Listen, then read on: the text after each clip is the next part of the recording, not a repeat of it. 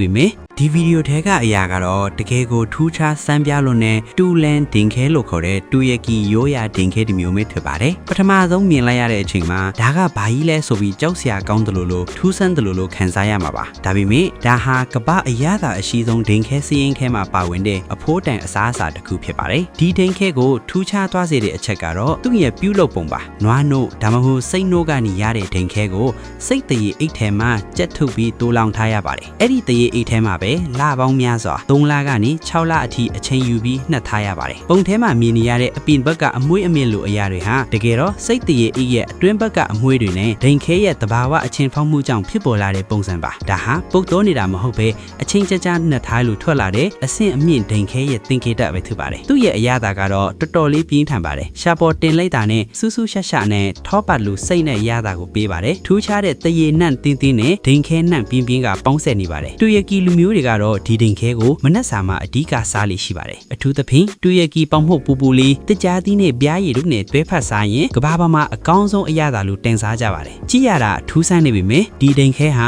တဘာဝအတိုင်းအချင်းဖောက်ထားတာမို့ကျန်းမာရေးအတွက်လည်းအလွန်ကောင်းမွန်တဲ့ probiotics နဲ့ကျွဲဝစွာပါဝင်ပါတယ်သင်ကောဒီလိုထူးထူးဆန်းဆန်းဒိန်ခဲမျိုးကိုမီးဆိုင်ကြည့်ဖို့တတိရှိလားကျေးဇူးတင်ပါတယ်ခင်ဗျာ follow လုပ်ခဲ့ပါစီစဉ်လေးကိုဒီမှာပဲရပ်ဖွင့်ပြပါခင်ဗျာ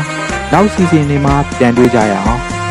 ကျွန်တော်ရဲ့တင်ပြမှုလေးကိုကြိုက်နေတဲ့ဆိုရင် like share subscribe တွေနဲ့အားပေးခဲ့ပါအောင်ခင်ဗျာ